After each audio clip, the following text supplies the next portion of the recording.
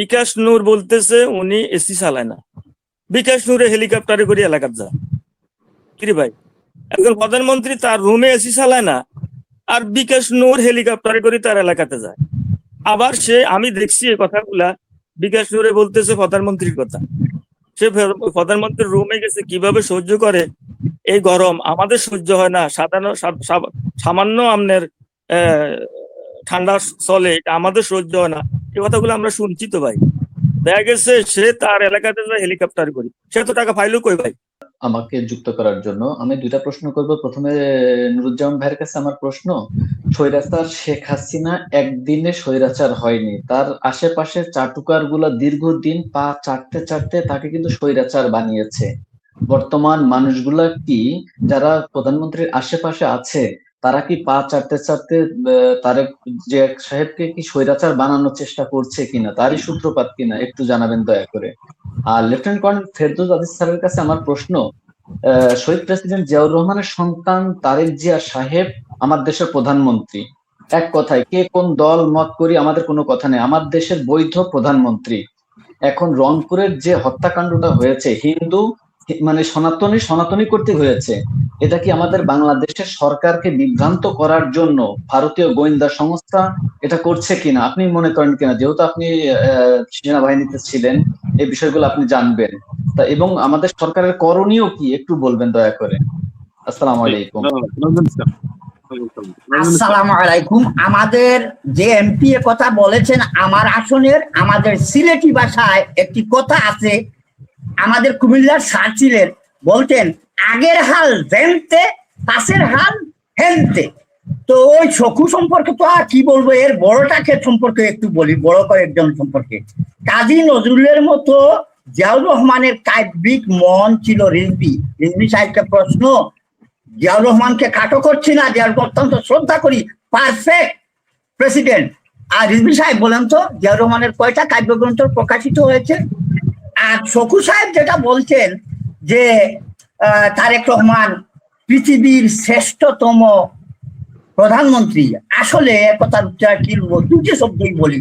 ওই পৃথিবী এবং শ্রেষ্ঠতম শব্দের আবিধানিক অর্থ পরিধি যদি শখু সাহেব জানতো, ওই কথা বলতো না। রিজভী আরো বলেছেন বিএনপি আগের চেয়েও বেশি জনপ্রিয় রাজনৈতিক দল, গত 7 মাসে 2600 খুন। তার উপর স্বরাষ্ট্রমন্ত্রী বললেন 6 মাসে এমন কোনো অপরাধ নাই যেটার বিচার না হয়েছে। আমি উনার একটা কথাই বলি, আপনার গুণধর পুত্র 4000 টাকা আরো কন্ট্যাক্ট করে নাই, হাও 40,000 কোটি টাকা জাপানি ঋণের, সেগুলো আপনি দিয়ে দিলেন। আমাদের একটা মিনিট সম্মানিত বলেন বলেন। আপনি বলছেন 6 মাসে 2600 খুন, আপনি এই তথ্যটা কোথায় পেয়েছেন? 2600 নয়, এটা 2076 খুন, এটা ফেস দা পিপুলে। আপনি কি, আমি কি পাঠাবো? আমি যদি পাঠাতে পারি না এই জন্য। খুন কোথায় কোথায় কোথায় পাইছেন আপনি এই তথ্য? 7 মাসে 2076 খুন, নির্ভুল তথ্য দিয়ে আমি ওই অতীতের সরকার আর বর্তমান সরকারের এমপি মন্ত্রীর জন্য জনগণের বাহবা কুড়াতে I am not in the habit of absolutely correct, let me finish. তারপরে খবরে প্রকাশ, 3 জন সাংবাদিক পিচাচ্ছে আর বলছে খবর প্রকাশ করবে আর পেটাবো। এই স্বরাষ্ট্রমন্ত্রী, তোমাকে জিজ্ঞাসা করি, তাকে বিচার করেছো? তাকে কি গ্রেফতার করেছো? শেষ বক্তব্য আমার, এমপি মন্ত্রী আমলা নেতা দেশপ্রেমী হলে দেশটা কি আর বাঁচতে পারে? জাতির রক্ত ডলে। এমপি মন্ত্রী আমলা নেতা দেশদ্রোহী হলে মির্জাফর, ক্লাইভ, জগৎ শেঠরা তক্তে হেলে দুলে। ধন্যবাদ সবাইকে। আসসালামু আলাইকুম।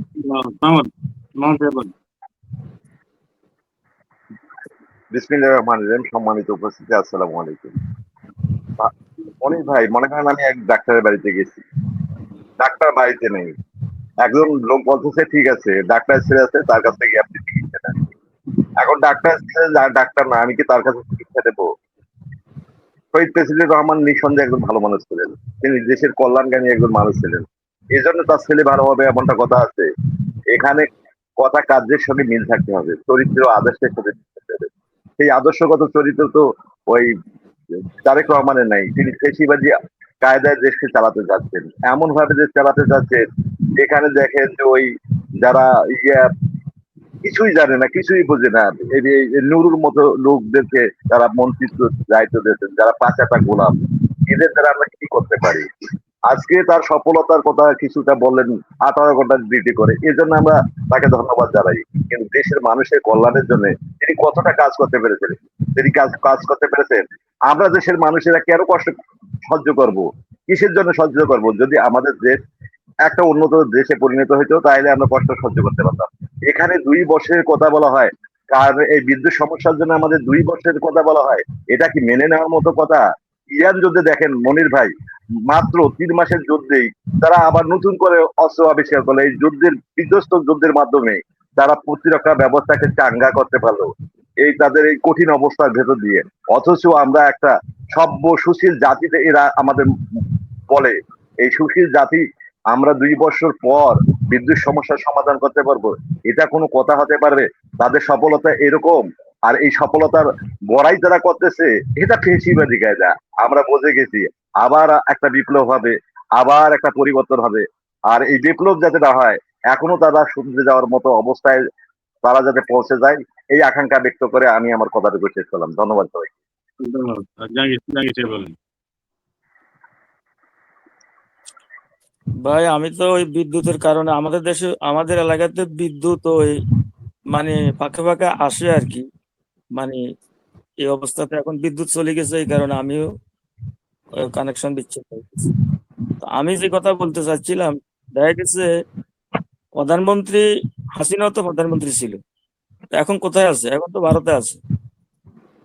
কেউ কেউ বাঁচিয়ে আছে, কেউ কেউ মরে গেছে।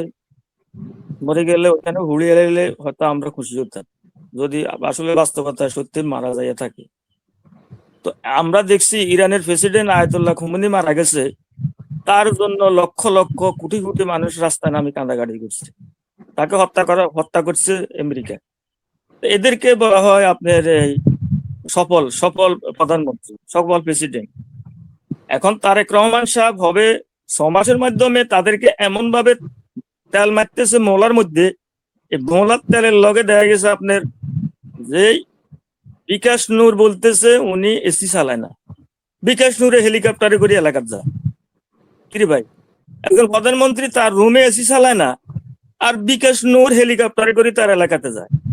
আবার সে, আমি দেখছি এই কথাগুলা বিকাশ নূরে বলতেছে প্রধানমন্ত্রীর কথা। সে প্রধানমন্ত্রীর রুমে গেছে, কিভাবে সহ্য করে এই গরম, আমাদের সহ্য হয় না।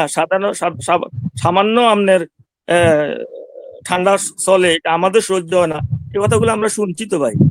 দেখা গেছে সে তার এলাকাতে যায় হেলিকপ্টার করি, সে তো টাকা পাইলো কই ভাই? বিদেশ থেকে মানুষের তারে বিকাশের মাধ্যমে টাকা পাঠাইছে। তার ফ্যামিলি একজন প্রাইমারি স্কুলে মাস্টারি করতো, তার বাবা একজন কৃষক। দেখা গেছে এখন সে হেলিকপ্টার করে তার এলাকাতে যায়, তো সেই টাকাগুলো পাইলো কই? এখন তারেক রহমান এই যে মহলার মধ্যে তেল মারিয়া গুলারে যে দলের মধ্যে নিচে বা মন্ত্রিত্ব দিচ্ছে, উপদেষ্টা বানাইছে, উপদেষ্টা সচিব বানাইছে, ইগে এলাকাতে আপনার এই মেম্বার হইবার যোগ্যতা তার নাই, তার মেম্বার হইবার যোগ্যতা এলাকাতে নাই। তাহলে এই গুলা দিয়ে 5 বছর পরে হাসিনা যে ফেসিবাল হয়েছে, কি কারণে হয়েছে ভাই? যখন দেখা গেছে 5 বছর পরে নির্বাচনের বা একটু সময় ভাই, 5 বছর পরে যখন নির্বাচন করবে, যখন সে একটা তথ্য প্রমাণ নিছে গোয়েন্দার থেকে, দেখা গেছে যে তার তথ্য মতামতে দেখা গেছে কি সে বাংলাদেশের 10টা আসনও পাইতে না। এই কারণে সে ফেসিবাদ হয়ে উঠছে এবং ফেসিবাদের জায়গা যায়, আজকে সে দেশ থেকে বিদায় নিতে হয়েছে। কিন্তু এই তারেক রহমানও দেখা গেছে এদেরকে এই আখাদ্য কুখাদ্য এই এই মানে আপনার এই প্রতারকদেরকে আপনার জায়গা দি দেখা গেছে এখন নিজের পায়ে নিজে কুড়ান মারলে এই দেশের জনগণের কিচ্ছু আসতো না ভাই, কিছু আসে যায় না। ক্ষতিগ্রস্ত হইলে বিএমপি হবে, ক্ষতিগ্রস্ত হইলে এই দেশের জনগণ। যে এখন আমাদের বিদ্যুৎ, আপনার সাথে কথা বলি, বিদ্যুৎ নাই, হঠাৎ করে বিদ্যুৎ চলে গেছে। তাইলে এই অবস্থা যে দেশে শুরু হয়েছে, উনি ফ্যামিলি কার্ড দেয়, ফ্যামিলি কার্ডের ভাই দিতে পারবো তো? উনি যদি নাকি ফ্যামিলি কার্ড দেয়, ফ্যামিলি কার্ডের সময় আছে না, আপনি বিদ্যুৎ জ্বালানিটা আপনি সংগ্রহ করার পরে না আপনি ফ্যামিলি কার্ডের চিন্তা করবেন। এখন দেখা গেছে আপনি ফ্যামিলি কার্ডটা দিতেছেন, কিন্তু আপনার মানুষের ঘরে বিদ্যুৎ নেই, মানুষের মেল কারখানা বন্ধ হয়ে যেতেছে। আমরা তাহলে কি- আলোচনা করতে হবে। এটা কি ধরনের আলামত? এখন মানুষ দেখা গেছে অসহায়ত্ব বোধ করতেছে, মানুষ বেকার হয়ে গেছে, আপনার অনেক গার্মেন্টস সেক্টর বন্ধ হয়ে গেছে, মানুষ বেকার হয়ে গেছে। দেখা গেছে গ্রাম অঞ্চলে হাজার হাজার অটো নামে এখন মানুষ অটো রিক্সা চালাইতেছে। এগুলা কি ব্যর্থতা নয়? ওই বলতেছে সফলতা। আর জুলাই সনদ যদি মানে, তাহলে এটা কি শুধু কি বিএনপির জন্য একলা হবে, না 18 কোটি লোকের জন্য হবে? জুলাই সনদ মানলে তো এই দেশটা অনেক এই যে আপনি 70 অনুচ্ছেদ অনুসারে যে